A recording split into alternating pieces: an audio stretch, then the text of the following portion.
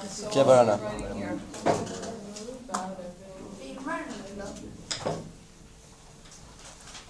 And I'm not saying that I'm an expert, right? You know that. Yeah. I am doing my best.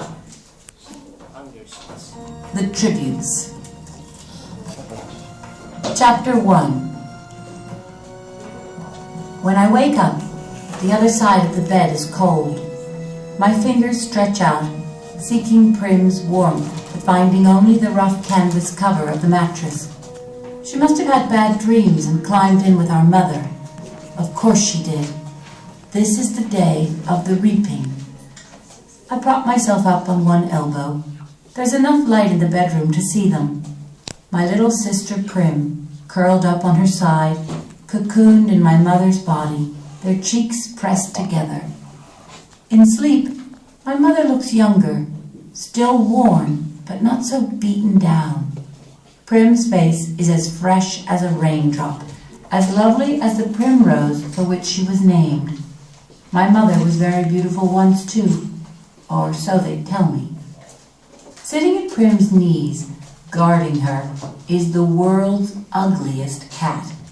Mashed-in nose, half of one ear missing, eyes the color of rotting squash.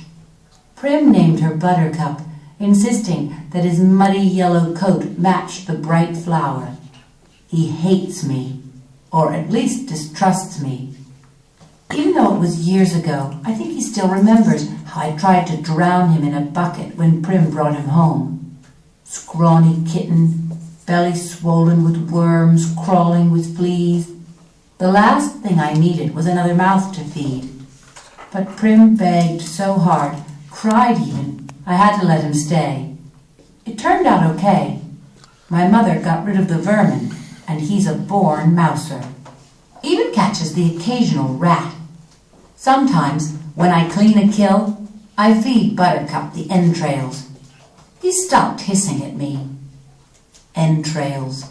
No hissing. This is the closest we will ever come to love. I swing my legs off the bed and slide into my hunting boots. Supple leather that is molded to my feet. I pull on trousers, a shirt, tuck my long dark braid up into a cap, and grab my forage bag. On the table, under a wooden bowl, to protect it from hungry rats and cats alike, sits a perfect little goat cheese wrapped in basil leaves. Prim's gift to me on reaping day. I put the cheese carefully in my pocket as I slip outside. Our part of District 12, nicknamed the Seam, is usually crawling with coal miners heading out to the morning shift at this hour. Men and women with hunched shoulders, swollen knuckles, many who have long since stopped trying to scrub the coal dust out of their broken nails, the lines of their sunken faces. But today the black cinder streets are empty. Shutters on the squat grey houses are closed. The reaping isn't until 2. May as well sleep in, if you can. Our house is almost at the edge of the seam. I only have to pass a few gates to reach the scruffy field called the meadow. Separating the meadow from the woods, in fact, enclosing all of District 12, is a high chain-link fence topped with barbed wire loops. In theory, it's supposed to be electrified 24 hours a day as a deterrent to the predators that live in the woods, packs of wild dogs, lone cougars, bears that used to threaten our streets. But since we are lucky to get 2 or 3 hours of electricity in the evenings, it's usually safe to touch. Even so, I always take a moment to listen carefully for the hum that means the fence is live.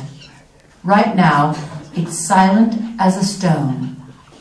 Concealed by a clump of bushes, I flatten out on my belly and slide under a 2-foot stretch that's been loose for years.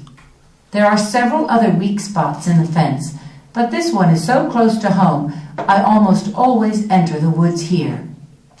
As soon as I'm in the trees, I retrieve a bow and sheath of arrows from a hollow log. Electrified or not, the fence has been successful at keeping the flesh eaters out of District 12. Inside the woods, they roam freely, and there are added concerns like venomous snakes, rabid animals, and no real paths to follow. But there's also food if you know how to find it. My father knew, and he taught me some before he was blown to bits in a mine explosion. There was nothing even to bury. I was 11 then. 5 years later, I still wake up screaming for him to run. Even though trespassing in the woods is illegal and poaching carries the severest of penalties, more people would risk it if they had weapons. But most are not bold enough to venture out with just a knife. My bow is a rarity, crafted by my father, along with a few others that I keep well hidden in the woods, carefully wrapped in waterproof covers. My father could have made good money selling them, but if the officials found out, he would have been publicly... Ja, förlåt, jag ska sänka.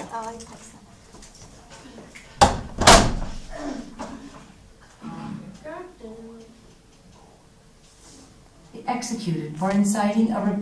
So maybe that is enough. Let's see. Thank you, Nicholas.